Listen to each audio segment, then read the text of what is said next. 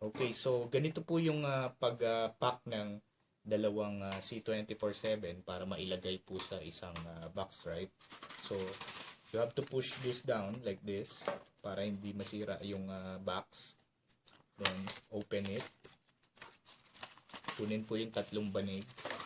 Then, see to it na you will pair it like this. So, baliktad yung so, magkakaroon siya ng alternate na itsura like that.